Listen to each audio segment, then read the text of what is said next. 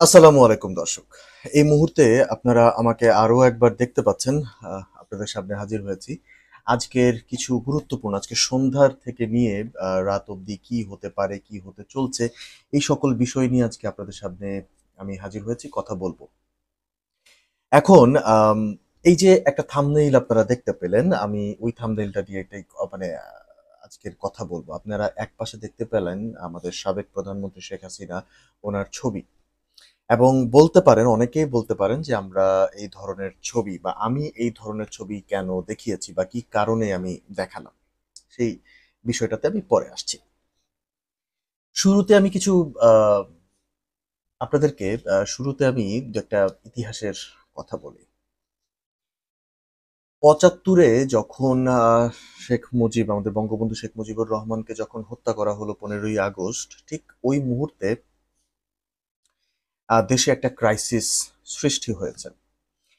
তারপর হচ্ছে ১৯৭১ সালে আমাদের মহান মুক্তিযুদ্ধের পরবর্তী সময়ে দেশে একটা ক্রাইসিস দেখা দিয়েছিল। এবং আমার স্পষ্ট মনে আছে, আমার আমার দাদা, উনি যখন ব্যবসা করতেন পুরান ঢাকাতে, ওই টাইমে উনি মানে আমাদেরকে গল্প শুনিয়েছেন, আমাদেরকে বেশ কয়েকবার আহ, গল্প বলেছেন। গল্পটা এরকম বলেছেন যে পুরান ঢাকাতে যখন ওনারা ব্যবসা মানে করতেন, চোরের দল টাকা নিয়ে সেই টাকা মানে ধরেন আপনি একজনের কাছে মাল বিক্রি করলেন, একটা প্রোডাক্ট বিক্রি করলেন, ওই লোক ওই প্রোডাক্টটাকে আবার তার কাছেই বিক্রি করত, মানে থার্ড হ্যান্ড হয়ে। মানে টাকাটা ওই জায়গাতেই সার্কুলেট করছিল, টাকাটা বাড়ছিল না, এরকম করে অনেকে ধনী হয়েছেন। তার মানে আমরা ধরেই নিতে পারি যে বাংলাদেশ জন্ম লগ্ন থেকেই চোর, চিটার এবং বিভিন্ন ফ্রড, এদের দিয়েই আসলে বাংলাদেশ মানে বাংলাদেশ তখনকার মানে মহান মুক্তিযুদ্ধ তো হয়েছে একটা মহান আদর্শকে বুকে লালন করে। মুক্তিযুদ্ধ হয়েছিল একটা শান্তি দেশ তৈরি করবার জন্য, যে দেশে সবাই থাকবে, শান্তি থাকবে, সুখ থাকবে, সমৃদ্ধি থাকবে, এরকম একটা চিন্তাধারা থেকে আমরা একটা দেশকে তৈরি করেছিলাম। কিন্তু দেশ তৈরি হওয়ার ঠিক পরবর্তী সময়ে আমরা যেটা দেখতে পেলাম যে আমাদের দেশের মধ্যে আসলে সুখ সমৃদ্ধি আসবে কোত্থেকে? সব তো চোরের দল। তো এই চোরের দল কোত্থেকে এলো? এখন এই প্রশ্নটা জাগতেই পারে। এই মানে লুটেরা, তারপর হচ্ছে মিথ্যুক, এরা আসলে কোত্থেকে এলো? এখন আমরা বাংলাদেশ তো ছিলাম ভারতবর্ষের একটি আহ, আহ, বলতে পারেন একটা স্টেট হিসাবেই আগে, বা তারও আগে আমরা ছিলাম হয়তো একটা ব্রিটিশ কলোনি, একটা ছোট্ট একটা গ্রামের মতো বাংলাদেশ ছিল। তো এই ব্রিটিশ মানে ব্রিটিশদের পরে যে মানে ব্রিটিশ আমলে যে ভারতবর্ষটা ছিল, এবং তারপরে ব্রিটিশরা যাওয়ার পরে যে ভারতবর্ষ হয়েছে, আসলে ওই জন্ম লগ্ন থেকে ভারতবর্ষের এই পুরো জায়গাটার মধ্যেই না নীতি নৈতিকতার কিছু ইস্যুজ আছে, কিছু প্রবলেম আছে মানুষের মধ্যে। তারা তখন থেকেই আসলে নিজেরাও জানে না যে তারা আসলে কি করবে। আমরা আসলে এই জাতিটা এই তখন থেকেই এতটা ফ্রাস্ট্রেটেড একটা জাতি আমরা কখনো বুঝে উঠতে পারি না। এখন এই কথাগুলো আমি কেন বললাম? এটার মূলত দুটি কারণ আছে। এক নাম্বার কারণ, আমি ভারতবর্ষের মানে আমাদের পাশের দেশ ভারতের কিছু আম, গণমাধ্যমের আ আ সংবাদ নিয়ে কিন্তু আমি বেশ কয়েকবার কথা বলেছি। আপনারা যদি আমার চ্যানেলে যান, আপনারা চ্যানেলে দেখতে পাবেন যে আমি বেশ গণমাধ্যম নিয়ে বেশ কয়েকবার কথা বলেছি। এত মিথ্যা সংবাদ তারা দিনের পর দিন করে যাচ্ছে বাংলাদেশকে নিয়ে। বাংলাদেশের মধ্যে তারা একটা অরাজকতা সৃষ্টি করতে চাচ্ছে কিনা এটি আমার সন্দেহ রয়েছে। বেশ আমি সন্দেহ প্রকাশ করছি। এবং আপনার যেই ধরনের মানে সংবাদ প্রকাশ করা হচ্ছে, যে তথ্য দেয়া হচ্ছে, এবং সেই তথ্য আদৌ কি তা আহ, সাংবাদিকতার স্ট্যান্ডার্ড মেনটেন করে কিনা, সাংবাদিকতার নীতি নৈতিকতা আছে কিনা, এটি নিয়ে আমার একটি প্রশ্ন রয়েছে। এবং আমার কাছে মনে হয় যে যেই এই ভারতীয় গণমাধ্যমগুলো যা করছে তার আসলে ভিত্তি নাই।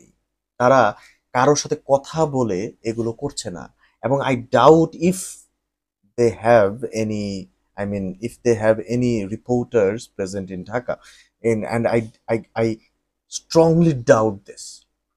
এবং আমার কাছে মনে হচ্ছে যে আমাদের বাংলাদেশের গণমাধ্যম এখন যতটা স্বাধীনভাবে কথা বলতে পারছে বা যা আপনার প্রকাশ করতে পারছে তা আগে কিন্তু পারেনি করতে। একটা সেন্সর ছিল, একটা সেলফ সেন্সার্ড বলেও একটা বিষয় ছিল, কিন্তু এখন কিন্তু এই সেলফ সেন্সার্ডের জায়গাটাও কিন্তু কিছুটা কিছুটা না, বেশ অনেকটাই সরে গেছে। এবং আমার কাছে মনে হচ্ছে যে মনে হচ্ছে কি, আমি একজন গণমাধ্যম কর্মী হিসাবে আমি মানে প্রাউডলি বলতে পারি যে ইয়েস, আমি একজন সাংবাদিক, আমি একজন গবেষক, আমি সত্যটা বলতে পারছি।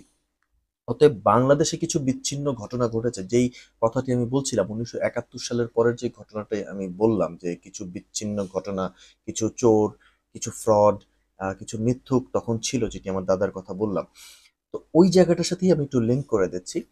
তো বাংলাদেশে 16 বছরের একটা সরকার সরে যাওয়ার পর একটা বিশাল বিপ্লব হয়েছে, বিশাল জয় ছাত্র জনতার হয়েছে, আমাদের প্রবাসী ভাইদের হয়েছে, মানে সকলের একটা জয় হয়েছে। ঠিক ওই মুহূর্তে কিছু বিচ্ছিন্ন ঘটনা ঘটবেই। কারণ এখানে খুব মানে একদম খুব লজিক্যালি আপনারা চিন্তা করেন, আপনার এটি প্রচলিত এবং ওপেন সিক্রেট যে বাংলাদেশের যে হিন্দু কমিউনিটিটা আছে, এই কমিউনিটিটা হচ্ছে আওয়ামী লীগের জন্য একটি ভোট ব্যাংক ছিল। তো বরাবর শেখ হাসিনা সবসময় মনে করতেন, আমি বেশ কয়েকটি বইয়ের মধ্যেও পড়েছি, এবং তার সাথে সাথে আমি বেশ কয়েকজন ইতিহাসবিদ এবং যারা শেখ হাসিনাকে অনেক কাছ থেকে দেখেছেন তারাও বেশ অনেকেই বলেছেন যে শেখ হাসিনা আপনার কি বলে, উনি নিজেই বলেছেন যে তার হিন্দু ভোটটা একটু বেশি। তো ইন দ্যাট কেস উনি এমনভাবে 16 বছরে প্রত্যেকটা জায়গা অবকাঠামো এমনভাবে তৈরি করেছেন যে একদিনে সেটি সরানো সম্ভব নয়। এবং সেই জায়গাটি থেকে যদি আমি বলি, কিছু বিশৃঙ্খলা হয়েছে, কিছু বিক্ষিপ্ত কিছু ঘটনা ঘটেছে, সেটি অস্বীকার করছি না, কিন্তু ওই যেই ঘটনাগুলো ঘটেছে এগুলোকে এত বাড়াও চড়াও করে ভারতীয় গণমাধ্যমগুলো তৈরি করছে, তার মানে একদম আমি কি বলবো, আমি আসলে হতভম্ব হয়ে গেছি। দর্শক, আপনারা এখানে কিছু স্ক্রিনশটস দেখতে পাচ্ছেন এক এক করে। ডেইলি স্টার কি বলেছে দেখুন। তারপর হচ্ছে আপনার আপনারা যদি আরো একটি দেখেন যে আপনার ডেইলি স্টার বলছে যে miss information campaigns and the future of Bangladesh India relations. তারপর আপনার বিজনেস স্ট্যান্ডার্ড বলছে persecution of Hindus in Bangladesh, fake posts uncovered by BBC. Bangla news 24 এর ইংলিশ বলছে widespread propaganda by India's media against Bangladesh. Bangla নিউজের আরো একটি হেডলাইন বলছে Hindu leader refutes false claims by Indian media regarding attacks in Bangladesh. তারপর আপনার France 24 বলছে attacks and online misinformation frighten Bangladeshi Hindu। তো এই যে আপনারা স্ক্রিনশটগুলো দেখতে পেলেন, এই স্ক্রিনশটগুলো কিন্তু শুধুমাত্র বাংলাদেশের গণমাধ্যম করে নাই, এখানে কিন্তু ফ্রান্স 24 ছিল, এখানে আমরা বিজনেস স্ট্যান্ডার্ডে কিন্তু আপনার বিবিসির রেফারেন্স দেওয়া হয়েছে, বিবিসি, আল জাজিরা সহ সবাই কিন্তু একটি কথা বলেছে যে ভারতীয় গণমাধ্যমে যে মিস ইনফরমেশন গুলো দেওয়া হচ্ছে, এরা কোথা থেকে পাচ্ছে এই মিস ইনফরমেশন জানি না। অতএব আমার থাম্বনেইলে আপনারা দেখতে পারবেন সাবেক প্রধানমন্ত্রী শেখ হাসিনার একটি ছবি দেওয়া হয়েছে। এই ছবিটি কিভাবে এলো, কোথা থেকে এলো? এই ছবিটি কিন্তু এসছে ভারতীয়দের থেকেই। আমি বেশ কয়েকটি কন্টেন্ট ক্রিয়েটরদেরকে আমি দেখছিলাম, আর শেখ হাসিনাকে ঠিক এইভাবেই পরিচয় করিয়ে দিয়েছেন এবং সেখানে বলেছেন একটা ডিক্টেটর, মানে তাকে মেনশন করা হচ্ছে তিনি একজন ফ্যাসিস্ট সরকার ছিলেন, ফ্যাসিস্ট সরকারের প্রধান ছিলেন, এবং তিনি একজন ডিক্টেটর ছিলেন।